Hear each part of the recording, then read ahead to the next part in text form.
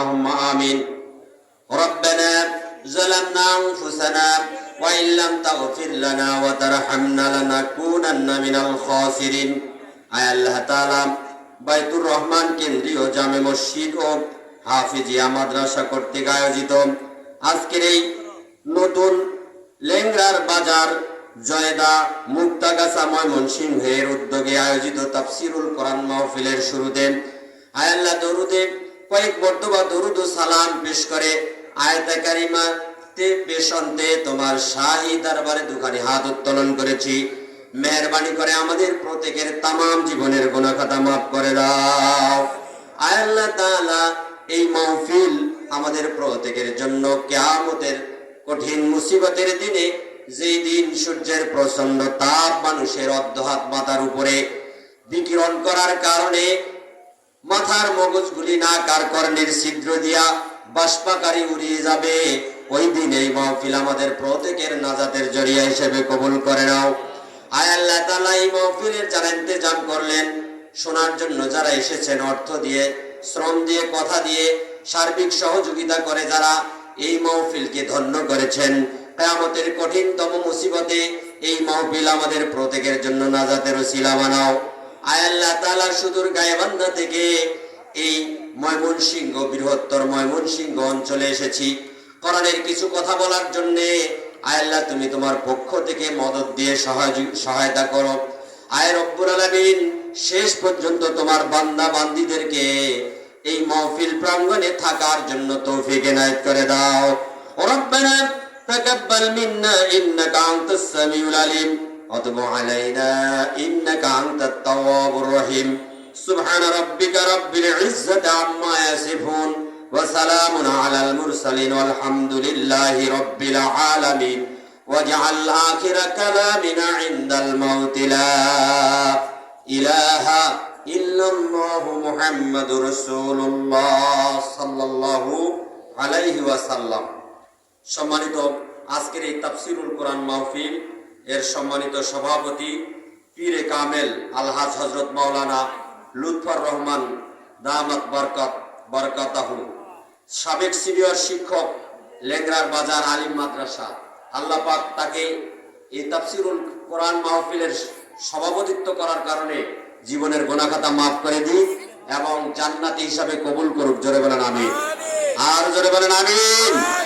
সেই সঙ্গে আজকের এই তাফসিরুল কোরআন মাহফিলের সম্মানিত সহ সভাপতি বিশিষ্ট আলেম দ্বীন হযরত মাওলানা মুস্তাফা রায়হান সাহেব, হযরত মাওলানা আশরাফ আলী সাহেব, যেনারা সহ সভাপতির দায়িত্ব পালন করছেন, আল্লাহ পাক তাদের উভয়কে জান্নাতি মেহমান হিসেবে কবুল করুক। জোরে বলেন আমিন।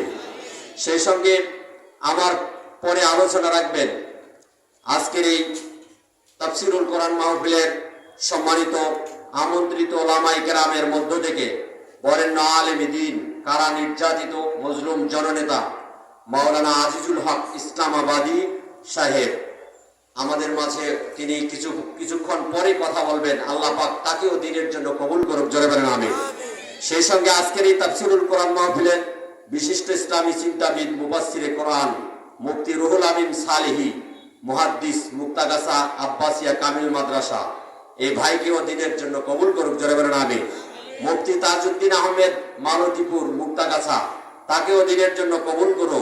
জোরে বলেন আমিন। মুফাসসিরে কোরআন হযরত মাওলানা, আরো যারা আমন্ত্রিত ওলামায়ে কেরাম আছেন, তাদের সকলকে আল্লাহ দ্বীনের জন্য কবুল করুক। জোরে বলেন আমিন। জীবনের গুনাহ খাতা মাফ করুক। জোরে বলেন আমিন। সেই সঙ্গে আজকের এই তাফসিরুল কোরআন মাহফিলে আগত সকল দ্বীনী ভাইয়েরা, পর্দার অন্তরালে সতী সাধবী মা ও বোনেরা, সকলের প্রতি আমার হৃদয়ের গভীর থেকে সশ্রদ্ধ সালাম জানাচ্ছি। আসসালামু আলাইকুম ওয়া রাহমাতুল্লাহি ওয়া বারাকাতুহু। সম্মানিত ভাইয়েরা, আপনারা কি সবাই ভালো আছেন? সবাই কি ভালো আছেন? তাহলে জোরে সরে আমরা সেই আল্লাহর শুকরিয়া জ্ঞাপন করি যিনি আমাদেরকে ভালো রেখেছেন। সেই মহান রবের জন্য আমরা শুকরিয়া জ্ঞাপন করি। জোরে বলেন আলহামদুলিল্লাহ। আর জোরে বলি আলহামদুলিল্লাহ। সেই সঙ্গে দরুদ ও সালাম বিশ্বনবী মুহাম্মদ রাসূলুল্লাহ সাল্লাল্লাহু আলাইহি ওয়াসাল্লামের শানে, যার সুপারিশ ব্যতীত আমরা জান্নাতে যেতে পারবো না, সেই রাসূলের শানে দরুদ ও সালাম পেশ করি। সকলে বলি সাল্লাল্লাহু আলাইহি ওয়াসাল্লাম। সম্মানিত ভাইরা, এই মাহফিলে আজকে আসতে পেরে খুশি না বেজার? কম না বেশি? কম না বেশি? সবাই খুশি? যারা খুশি হাতগুলি দেখতে চাই, কারা খুশি? যারা একটা তাকবীর দিয়ে আর একবার সহযোগিতা করবে। লিল্লাহি তাকবীর, লিল্লাহি তাকবীর। আল কোরআনের আলো সারা বিশ্বে জালো।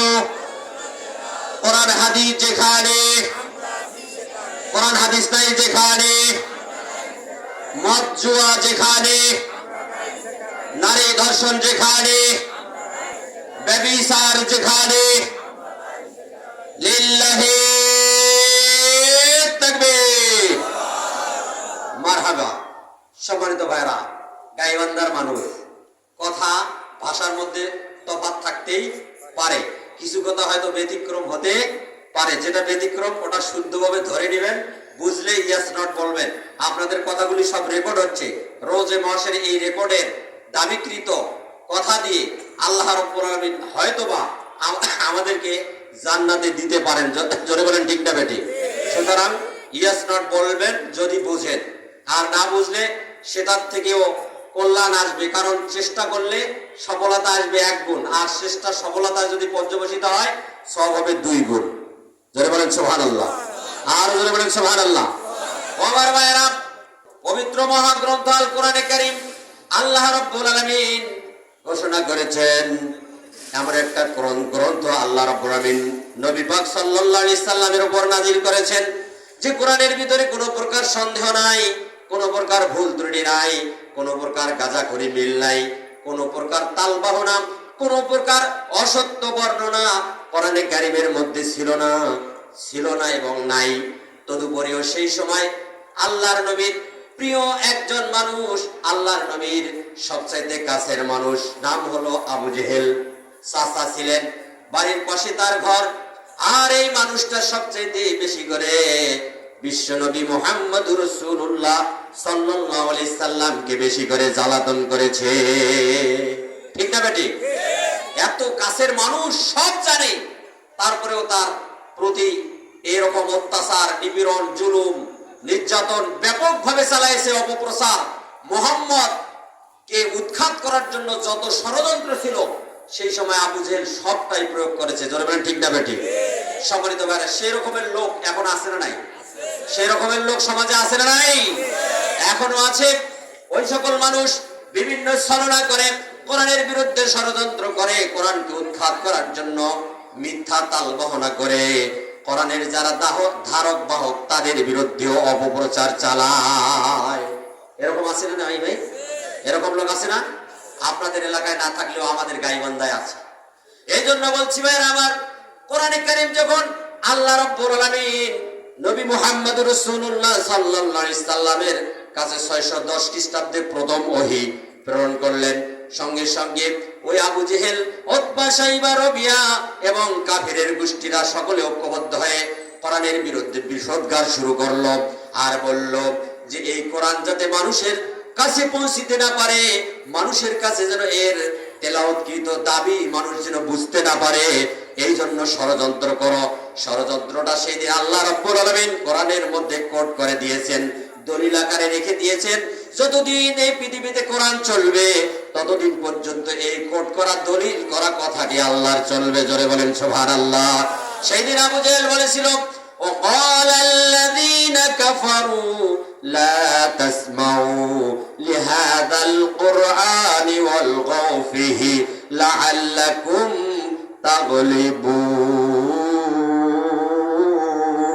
تغلبون। সেদিন আবু জেহেল বলেছিল কোরআন যাতে মানুষের কাছে পৌঁছিতে না পারে এই জন্য ষড়যন্ত্র করো। তারা ষড়যন্ত্র করেছিল মুহাম্মদের এই কোরআনের বাণী মানুষের কাছে, আল্লাহর এই বাণী, কোরআনের বাণী মুহাম্মদ যাতে প্রচার করতে না পারে, মানুষের কাছে দ্বীনের দাওয়াত যেন না যেতে পারে, এই জন্য ষড়যন্ত্র করে করে মুহাম্মদ সাল্লাল্লাহু আলাইহি সাল্লামকে ঠ্যাক দিয়েছিল। আজও এরকম লোক আছে না ভাই? এখনো এরকম লোক আছে, কোরআনের বিরুদ্ধে বিষোদগার করে। আর বলে সেই দিন আবু জেহেল বলেছিল এগুলিও মুহাম্মদের বানানো কথা, এর মধ্যে সন্দেহ, সংশয় এবং বিভিন্ন ধরনের তহমত দেওয়া শুরু করলো।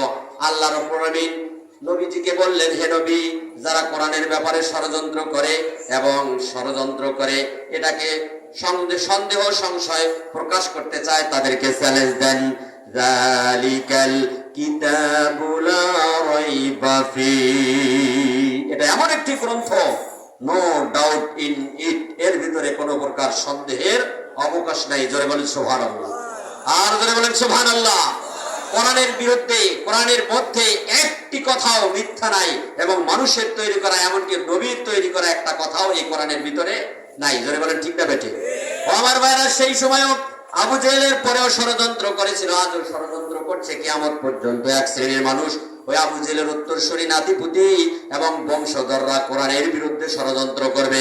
তাফসীর মাহফিলের কথা শুনলে তাদের 160 ডিগ্রি জ্বর উঠে যায়। আর যদি যাত্রাপালা, বিভিন্ন ধরনের গান, থিয়েটার, নাটক ইত্যাদির কথা বলা হয়, তাহলে তারা আনন্দিত হয়। এরকম লোক সমাজের ভিতরে আছে না নাই? কোরআনের কথা শুনলে, তাফসীর মাহফিলের কথা শুনলে 160 ডিগ্রি জ্বর উঠে যায়। আর যদি এরকম যাত্রাপালা, নাটক, থিয়েটার ইত্যাদি সিনেমার কথা বলা হয়, তাহলে সেখানে তারা আনন্দিত হয়। এরা হচ্ছে আবু জেহেলের উত্তরসূরি। জোরে বলেন ঠিক না বেঠিক? আমার ভাইরা, আমি সেই জন্য বলছি, কোরআন হলো কমপ্লিট কোড অফ লাইফ, পূর্ণাঙ্গ একটি আদর্শ জীবন ব্যবস্থা। এটা দিয়ে যদি মানুষ সমাজ, রাষ্ট্র, দেশ পরিচালনা করে, তাহলে এই মানুষগুলো সোনার মানুষে পরিণত হবে।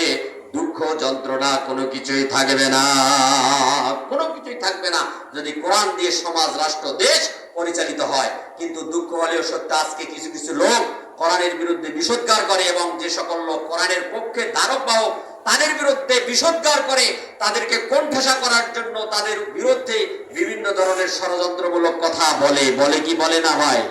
যারা বলেন বলে কি বলে না?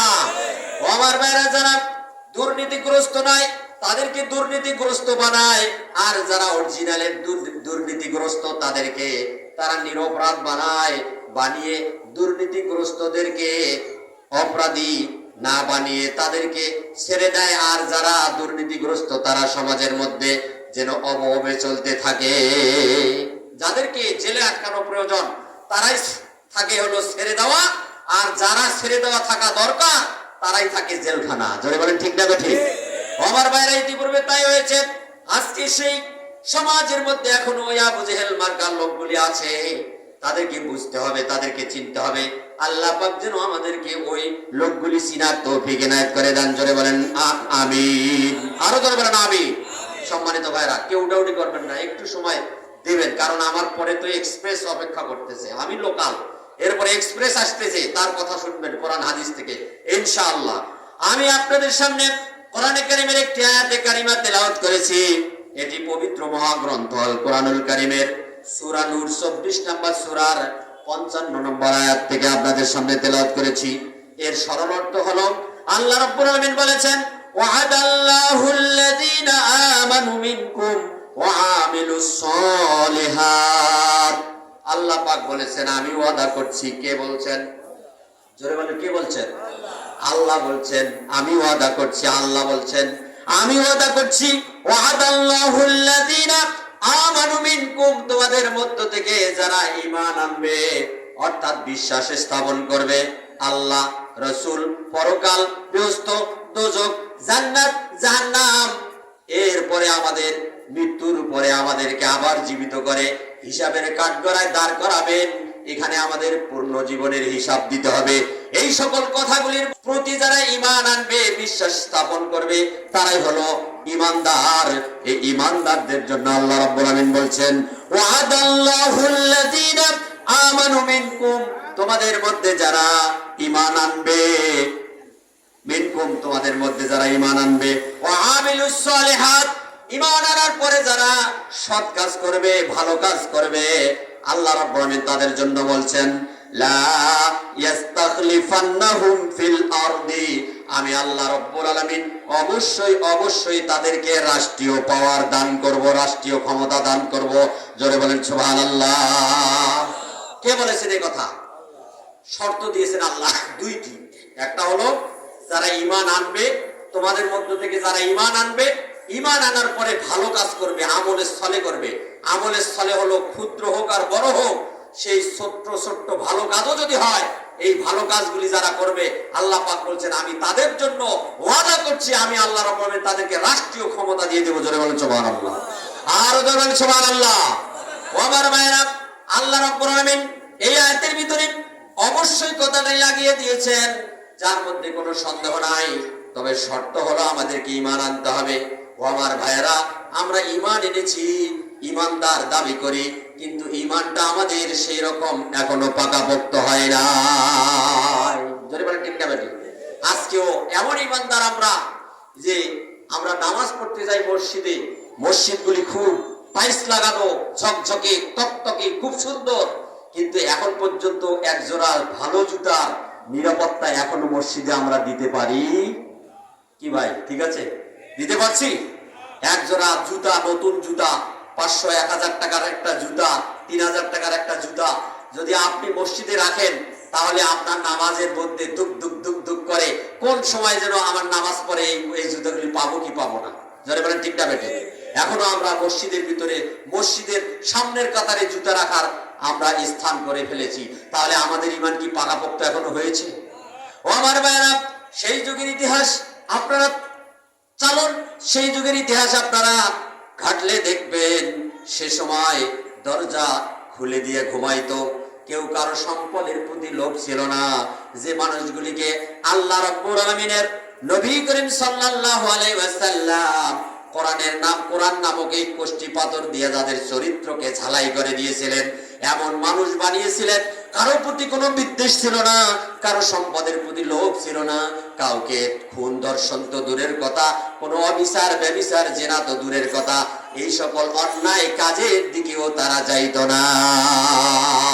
আমার ভাইরা, যে মানুষগুলি ধর্ষণ করত, খুন করত, জেনা করত, ব্যভিচার করত, জুয়া মদ নারী যাদের নিত্যদিনের সঙ্গী ছিল, ওই মানুষগুলা কোরআনের ছোঁয়া লেগে এমন ভালো মানুষে পরিণত হয়েছে, যার উদাহরণ আপনারা দিলে বুঝতে পারবেন।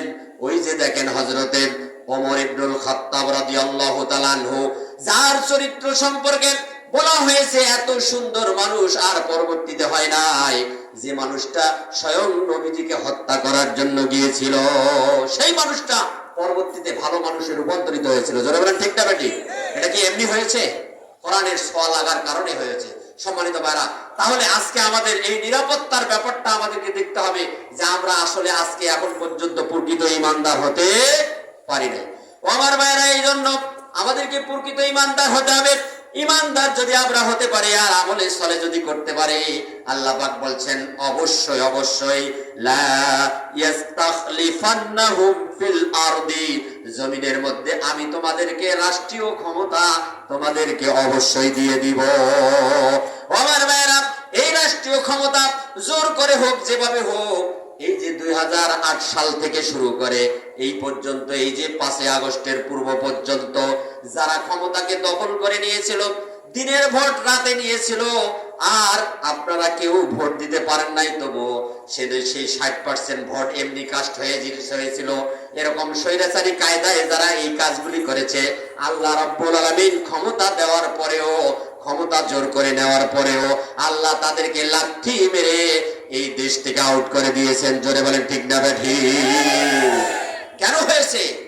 এটার কারণ হলো এরা ক্ষমতা পাওয়ার পর ক্ষমতার অপব্যবহার করেছে। যেভাবে হোক ক্ষমতা নিয়েছিল, আজকে যদি সুষ্ঠু সমাধানে সুন্দর করে দেশ পরিচালনা করত, দেশ যদি সুচারুরূপে পরিচালনা করত, আজকে তারা এই দেশের মধ্যে ঠিক থাকতো।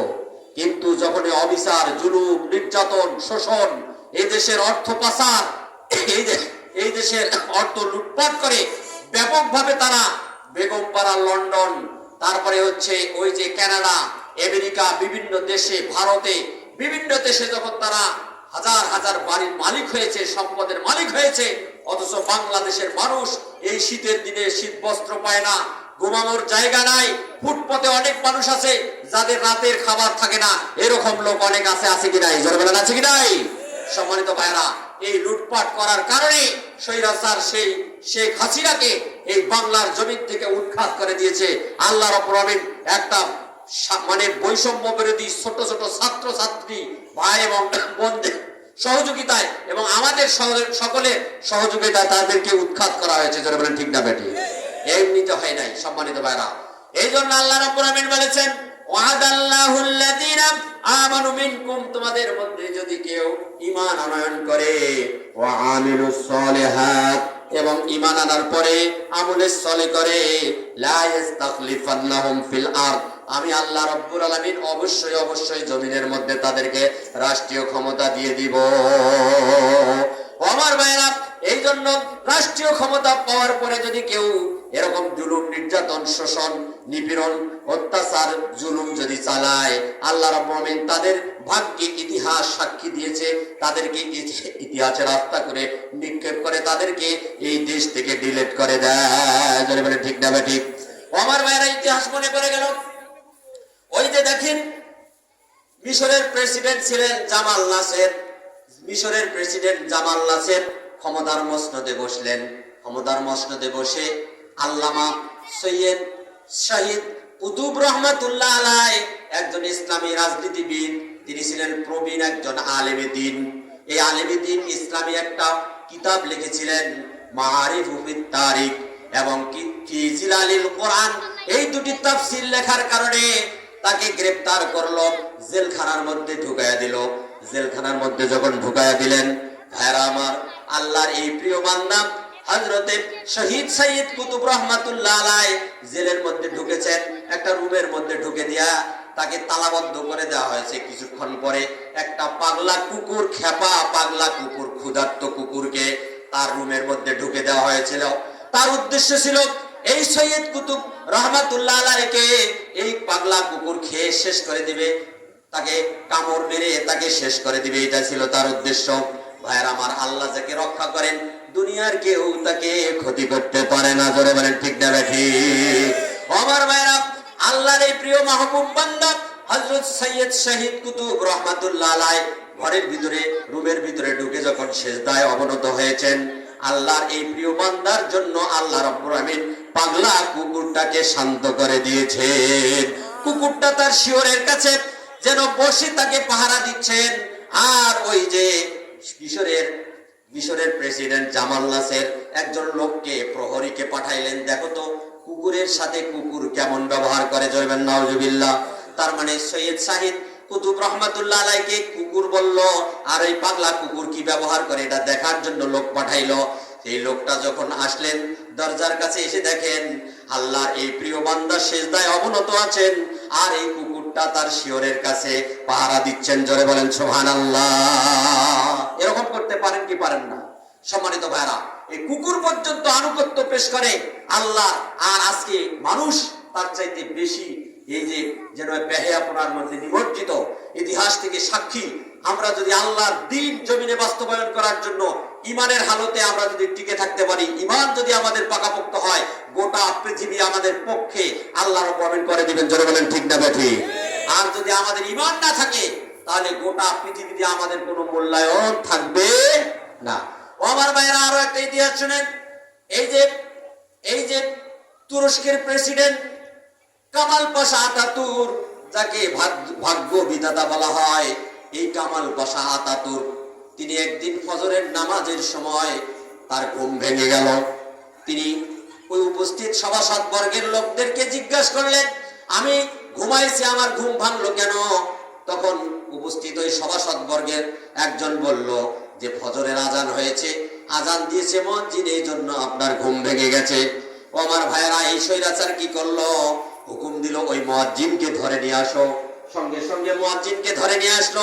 ক্ষমতা যেহেতু তাদের হাতে, ও আমার ভাইয়েরা, সঙ্গে সঙ্গে মুয়াজ্জিনকে আনা হলো। মুয়াজ্জিনকে এই স্বৈরাচার জিজ্ঞাসা করলো, কামাল পাশা আতাতুর্ক জিজ্ঞাসা করলো, তুমি চিল্লাইও কেন বেটা? চিল্লাইছো কেন? আর মুয়াজ্জিন বলছে, না আমি তো চিল্লাই নাই, আমি বলেছি আজান দিয়েছি হাইয়া আলাস সালাহ হাইয়া আলাল ফালাহ, আস-সালাতু খায়রুম মিনান নাওম। আমি বলেছি আল্লাহু আকবার ধ্বনি, অর্থাৎ আমি আজান দিয়েছি, আমি তো চিল্লাই নাই। আমার ভাইরা, এই স্বৈরাচার কি করলো? সঙ্গে সঙ্গে অর্ডার দিয়ে সাথে সাথে ওই যে আল্লাহর বান্দা মুয়াজ্জিনকে জবেহ করে রক্ত দিয়া যেন স্নান করলো। আল্লাহ রাব্বুল আমিন এই স্বৈরাচারকে ক্ষমতাচ্যুত করেছেন, শাস্তি দিয়েছেন। জোরে বলেন ঠিক না ঠিক? শুধু তাই নয় আমার ভাইয়েরা, এরকম মিশরের প্রেসিডেন্ট একজন ছিলেন, তার নাম হলো, এই যে মিশরের একজন প্রেসিডেন্ট ছিলেন রেজা শাহ পাহলভি। এই রেজা শাহ পাহলভি ও স্বৈরাচারী পন্থায় তার দেশের মানুষের উপর জুলুম নির্যাতন করেছিল। ইসলামী আন্দোলনের লোকদের উপর নির্বিচারে হত্যা, গুম, খুন ইত্যাদি করেছিল। আমার ভাইরা, এই কারণে আল্লাহ রাব্বুল আলামিন তার প্রতি বেজার হয়ে গেলেন। আর বেজার হওয়ার কারণে আল্লাহ রাব্বুল আলামিন গজব নাজিল করলেন, মিশরের প্রেসিডেন্টকে ক্ষমতাচ্যুত করলেন। সে যেন শেষ জীবনটা ইতিমের মতো, কাঙ্গালের মতো অসহায় অবস্থায় মারা গেছে একটা মিশরের কায়রোর একটা হোটেলের মধ্যে।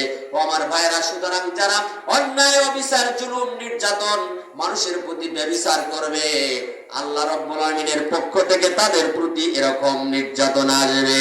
এমন সময় আসবে তখন আর তার কোনো উপায় থাকবে না। যদি বলে ঠিক না বেঠিক? সম্মানিত ভাইরা, কথা কি বোঝা যায়? ভাষার মধ্যে কোনো সমস্যা আছে? আমার ভাইরা, তাই আসুন, আল্লাহ পাক বলছেন, তোমরা যদি ঈমানদার হও আর যদি ভালো কাজ করো, আমি আল্লাহ ওয়াদা করছি তোমাদেরকে রাষ্ট্রীয় ক্ষমতা দিব। রাষ্ট্রীয় ক্ষমতা দেওয়ার মালিক কে? জোরে বলেন কে? আল্লাহ রাব্বুল আলামিন। এতে সন্দেহ আছে নাকি?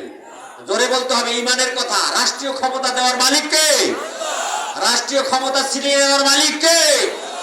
এটা আমার কথা না। আল্লাহ পাক কোরআনে কারীমে সূরা আলে ইমরানের 26 নম্বর আয়াতের মধ্যে বলেছেন, হে নবী আপনি বলুন, কুলিল্লাহুম্মা মালিকাল মুলকি তুতিল মুলকা মান তাশাউ ওয়া তানজিউল মুলকা মিম্মান তাশাউ ওয়া তুইজ্জু মান তাশাউ ওয়া তুযিল্লু মান তাশাউ বিয়াদিকাল খায়র ইন্নাকা আলা কুল্লি শাইইন কাদির।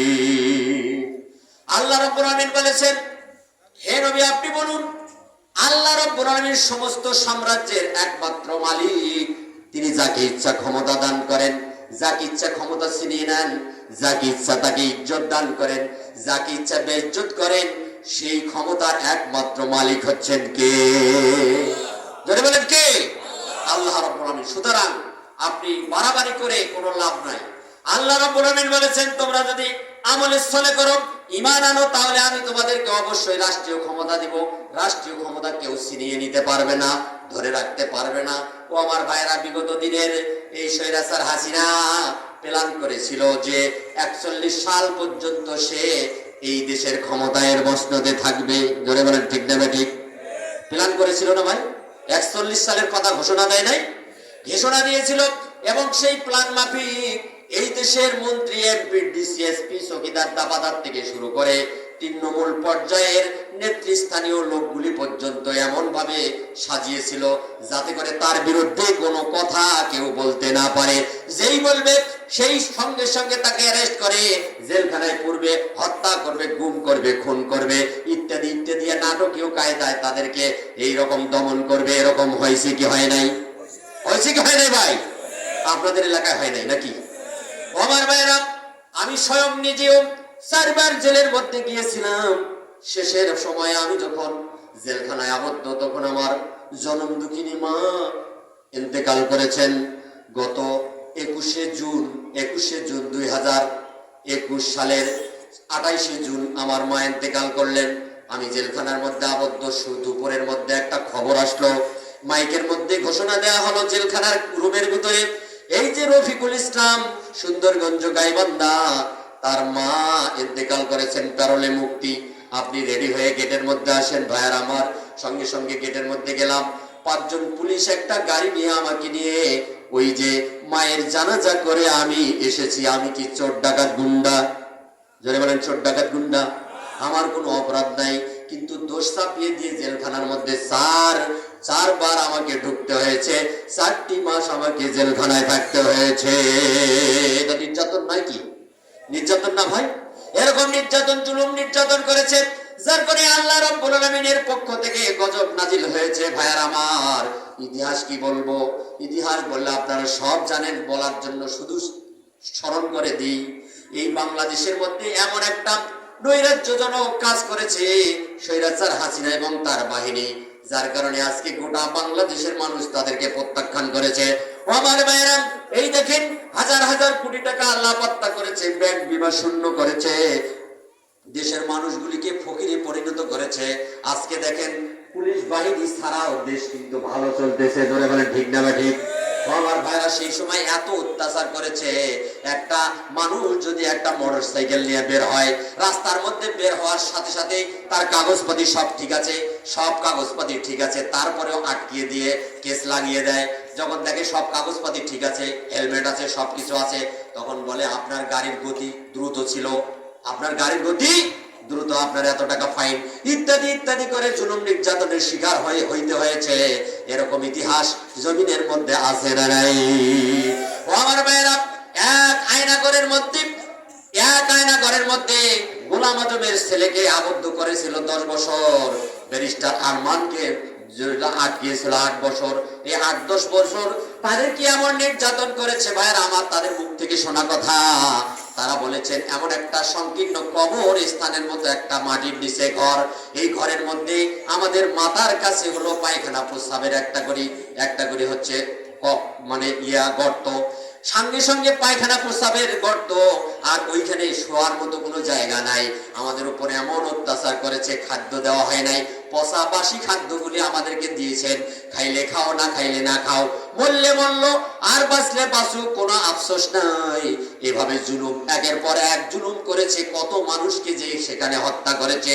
যাদের টাকা পেয়েছে তাদেরকে হয়তো সুপারিশের মধ্য দিয়া তাদেরকে ছাড়া পেয়েছে, আর যাদের টাকা পায় নাই শক্ত একটু ভূমিকা রেখেছে, অথবা কোনো ভূমিকা তার বিরুদ্ধে যদি ব্যাপকভাবে হাসিনার বিরুদ্ধে কথা প্রমাণ হয়েছে তার থিওরিতে, তখন তাকে টাকা দিয়ে আর বাঁচানো যায় নাই, তাকে গুম করেছে। এরকম সিলেটের একজন নেতা ইলিয়াস ভাইকে, বিএনপির একজন নেতাকে এরকম করে দুনিয়া থেকে বিদায় করে দিয়ে নাটক পরিচালনা করেছে হাসিনা, নাটক করেছে ভাইয়েরা মা।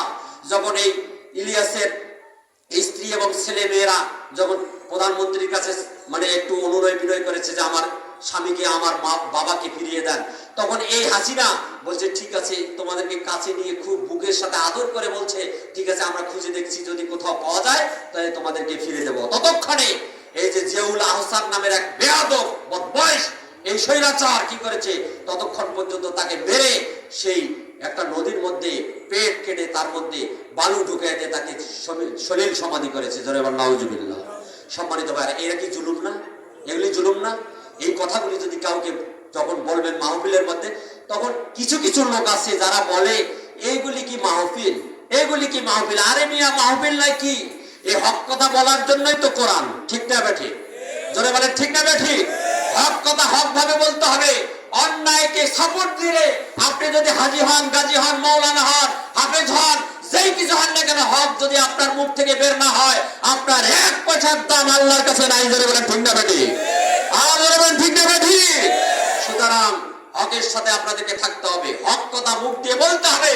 যদি হক কথা মুখ দিয়ে না বের হয়, তাহলে আপনি একজন বোকা শয়তান, আর আপনার গুরুত্ব আল্লাহর কাছে 1 পয়সারও নাই। জোরে বলেন ঠিক না বেঠি? আমার ভাইরা, এই জন্য আল্লাহ রাসূল বলেছেন মান রাআ মিনকুম মুনকারান ফালইউগাইর বিয়াদিহি, যদি তোমাদের সামনে কোনো অন্যায় হতে দেখো, তাহলে প্রথম দাবি হলো 1 নম্বর ইমানদার যদি হও, তাহলে দাবি হলো তুমি ওই হাত দিয়া, হাতের অর্থ হলো শক্তি দিয়া, রাষ্ট্রীয় ক্ষমতা দিয়া চেয়ারম্যান মেম্বার যদি হও, অথবা কোনো একটা দায়িত্বশীল হও, অথবা তুমি মোড়ল হও, যেই হও না কেন, তোমার দায়িত্ব যদি সমাজের মধ্যে হয় প্রতিহত করতে হবে, রাষ্ট্রের মধ্যে হয় প্রতিহত করতে হবে। এমপি মন্ত্রী যার যে স্তর আছে সেই স্তরে থেকে হাত দিয়ে ওই অন্যায়কে প্রতিহত করতে হবে। এটা হলো 1 নম্বর ইমানদারের অধিকারী ব্যক্তি। জোরে বলেন ঠিক না ঠিক? আর যদি সেইটা বোবা শয়তানের মতো দেখেও না দেখার ভান করে, তাহলে বুঝতে হবে ওর ইবাদতের 1 পয়সার আল্লাহ